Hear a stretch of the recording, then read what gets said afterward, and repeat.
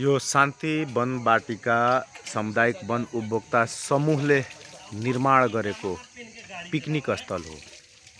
यसलाई picnic park पनि भन्ने गरिन्छ। सशस्त्र यही छेउमा यही गाउँले उपलब्ध गराएको जग्गामा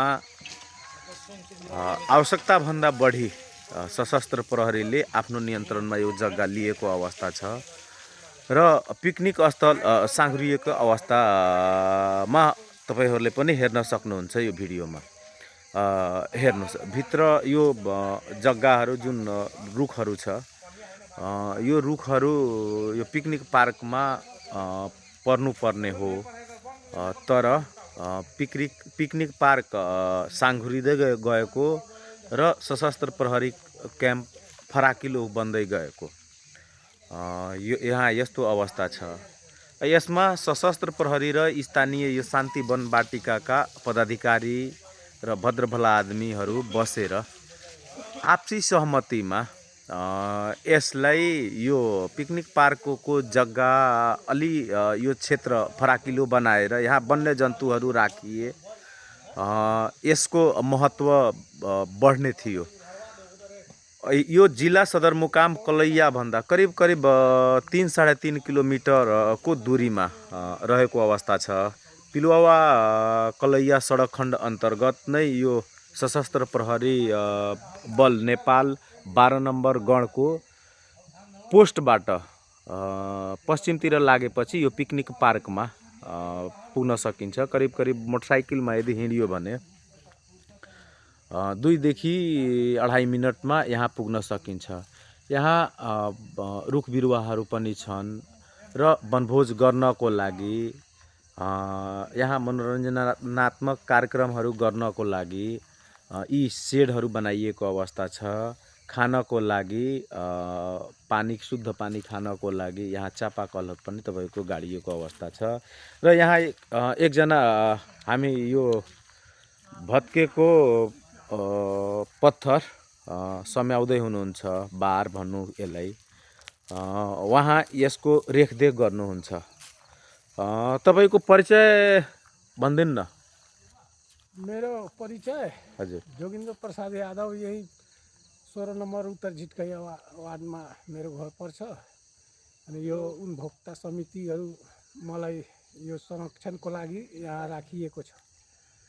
भनेको यहाँको जसरी वनको रक्षा गर्ने वन रक्षक हुनुहुन्छ, त्यसरी नै यो वनको रक्षा गर्ने तपाई वन रक्षक हुनुहुन्छ। के छन् यहाँको अवस्था अहिले? यसको विकासको लागि अझ के भइदिए राम्रो हुने थियो? यसमा के छ, कम्पाउन्ड घेर्नको लागि बाँकी छ, कम्पाउन्ड घेर्न, सिलिङ पुल बनाउन, यही सब बाँकी छ। अब यसपालि भने छन् सबै अध्यक्ष सचिवहरू बजेट आएपछि फेरि बनाउला। जसरी तपाईँ त यहाँ दैनिक बस्नुहुन्छ यसको रेखदेखमा, कति मान्छेहरू दैनिक जसो यहाँ आइराख्छन् नि? आउँछ शुक्रबार शनिबार बढी मान्छेहरू आउँछ। यो चारैवटा घर छन्, सबै पेक भइहाल्छ शनिबार शुक्रबार। मान्छेहरू समूहमा आएर यहाँ पिकनिकहरू गर्नुहुन्छ। गर्छ। अब यसलाई अझ राम्रो बनाउनको लागि संख्यामा भन्दाखेरि कतिवटा समूहहरू आउँदो रहेछ त? 4वटा छ, 4वटा प्याक भयो भने त 4-5 गाउँको मान्छेहरू आउँछ। चारैतिर चारै घरमा बसेर बनाउँछ, खान्छ। यो कुन गाउँको मान्छेहरू आउँदो रहेछ बढी? यतातिर कलैयातिर भवानीपुर ग्यालेक्सी बोर्डिङ स्कुलको पनि आएको थियो। अनि यो मटिएरिया, सुराही, बलिरामपुर यतैतिरको मान्छेहरू आउँछ बढी। जहाँ जानिसकेका छन् यसको बारेमा। यो सदरमुकाम कलैयाबाट कतिको टाढा पर्दो रहेछ नि?